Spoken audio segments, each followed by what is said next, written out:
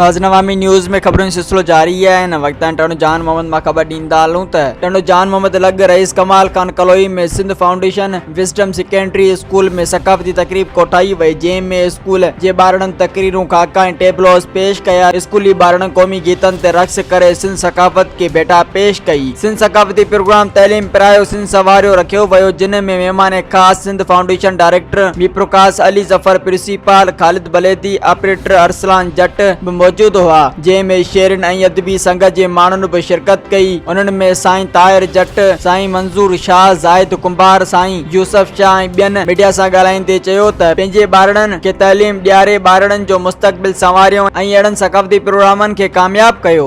मज़ीद खबरों और तफसीलात के लिए विजिट करें हमारी वेबसाइट www.awamiNewsHD.com।